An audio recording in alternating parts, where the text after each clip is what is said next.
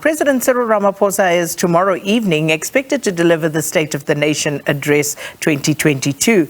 And for the first time, the SONA will not be delivered at the Parliamentary precinct due to the devastating fire at Parliament that happened last month. And among other things, the President is expected to provide solutions that will address the socio-economic crisis in the country, which has, of course, resulted in high levels of poverty, inequality and unemployment. And among those that will be listening to the President as he paves the way for the country will be civil society organizations. And one such organization is Defend Our Democracy campaign. And they will also be hosting a public rally meeting ahead of the SONA. And it's titled The State of the Nation, the People's Voice. Dr. Fazel Randera is one of the conveners, and he joins us now. Dr. Randera, thanks for your time. Welcome to Morning Live. Good morning, and good morning to your listeners. So let's first start by you telling us, if you will, please, more about the People's Voice rally. Who's taking part in it, and what is the overall objective? Well, the rally is taking place at St. George's Cathedral. It will be at 6 o'clock this evening. We have a number of speakers. The key speakers will be the Reverend Frank Chikane, our former public protector, Thuli Madonsela, Father Lapsley, and we'll have Fatima Hassan and a number of other civil society speakers. But the rally starts at 6 o'clock, and we're inviting people to come if they are able to do so. So just in terms of the objective, what are you trying to achieve with this particular rally? Sakina, the SONA, as you've already stated, is a very important event in our political calendar. It's the beginning of the year of Parliament's beginning to do its work, and the President outlining what will happen in the year to come. So it's the opportunity for the President to give us hope and a way forward. And at the present time, we all require that can come out of his speech tomorrow. And our objective is really to say to ask the President to cover a number of areas that need to be covered. I mean, if we think about it, since the last SONA speech of his, we've had the June, July riots in Gauteng and KwaZulu-Natal. We've had the burning of Parliament. We've had the Zondo Commission report coming out. We've had the high-level panel report coming out just in the last few days on the June, July riots. And importantly, our economy is not growing. Unemployment is at very high levels, with levels of almost 50 to 60% amongst our youth. To actually see hope out of the speech that the President will be giving tomorrow. So, Dr. Randera, I just about called you President Randera there. Dr. Randera, are you satisfied that enough has been done to fulfill the promises of the previous SONA that the President made? No, what we've got to actually take into consideration is that we are in a global crisis at the present time. COVID has not helped us at all in the situation. But having said that, South Africa is in a very sad state at the present time. As I've already stated, our economy is not growing. People are living, almost 16 million people are living in utter poverty. The inequality is increasing.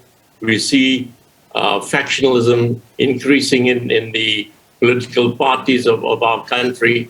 Political parties taking it upon themselves to go and engender what I would call xenophobia and racism, as we've seen in the last few months. So all in all, we are in a very sad state, Sakina, compared to last year even. So if we look at some of the or let me not say highlights, but some of the points that came out of last year's SONA, and you talk about the unemployment rate, for example, trying to grow the economy. This economy has been in the doldrums for many, many years, and seemingly there is no solution in sight. So how then do we take whatever is said seriously when year after year we seem to be covering the same ground in the SONA addresses? Well, I think the one big event that has taken place since last year's SONA is the Zondo Commission report. The Zondo Commission report, the two sections that have come out already indicate to us where the areas of change has to take place. And the president must take what is in the two reports that have come out very seriously and start implementing what is necessary and a must to do. If we take the SOEs, for example, that's a big area that needs renewal and that needs change to take place. If we look at procurement and the recommendations that have come out in the commission on procurement, that's another area that can actually help us move forward. Governance has to actually change, and we're asking parliamentarians in the year to come to take their responsibility and their ethical responsibility very seriously and lead us in a very different way. The Zondo Commission reports give you very strong indication on what is to be done. It does, but isn't there an over-reliance on that particular report, Dr. Randera? And I say this because if you talk about corruption, we've been hearing about combating corruption for many years under various presidents when it comes to the State of the Nation address. You take last year, for example, and to quote President Ramaphosa, corruption is one of the greatest impediments to the country's growth and development. The revelation from the Zondo Commission of Inquiry laid bare the extent of state capture and related corruption, unquote. So even last year, we knew that this was something that needed to be dealt with. We knew this the year before. We've had so many presidents come up with so many ways to tackle corruption, setting up entities to do this, but we haven't really seen any tangible results in this regard. So what can we expect differently in order to actually move us forward? Sakina, it's important what you're saying, that yes, of course, corruption has been with us for many, many years. But what we have now is a report, well, two sections of the report. There's a final section that will come out at the end of March. And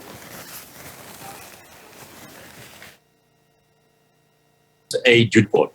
It spells out all the areas where we have gone wrong, and we need to actually take that report much as seriously as possible and not let it collect dust. And I think that is the message that we want to actually bring out very strongly in tonight's speeches, as well as the memorandum that we will be presenting to the presidency and to Parliament tomorrow, that this is a report that has to be taken very seriously and implemented. We've had many commissions, we've had many reports come out, but this report needs to be actually, the president brought this commission into existence, gave it its support, made the report public as soon as it came out, and therefore it has to be taken very seriously.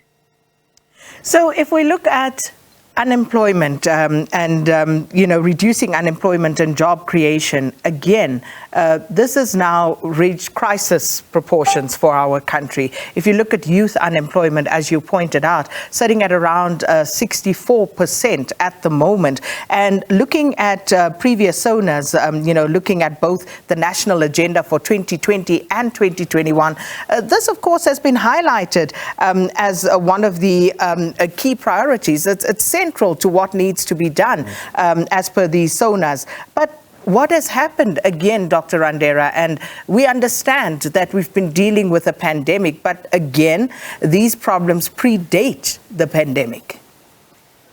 No, you are absolutely right in that respect, Sakina. We've had a very difficult time.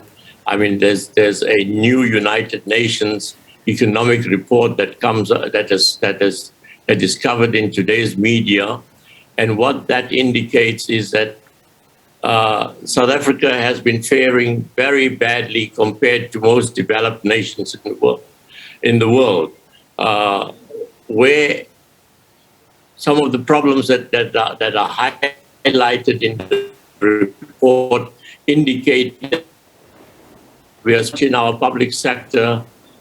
We've employed too many people in our public sector, and these are,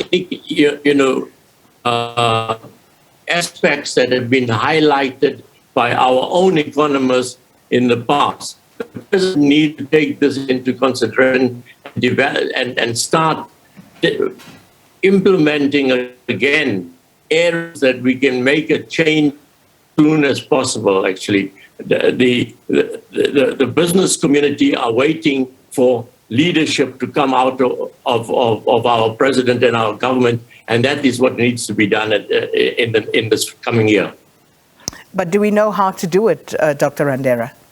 Well, all I can say is that we have very leading economists and very smart people in this country. We need to pull all of those people together and bring them into if you like, into one room, and to come out with one economic program that's going to work for our country. So there are no excuses. It's not that we don't have the people who can actually carry out these responsibilities. The president needs to bring them in. Dr. Fazel Randera, we'll leave it there for the time being. No doubt we'll be taking notes from that particular rally that you are hosting. And Dr. Fazel Randera is one of the conveners of the Defend Our Democracy campaign. And of course, they will be hosting their own rally. The organization is hosting a public rally meeting ahead of the State of the Nation address. And it is, of course, titled The State of the Nation, the People's Voice. And we'll be keeping tabs on that and letting you know what comes out of it as well.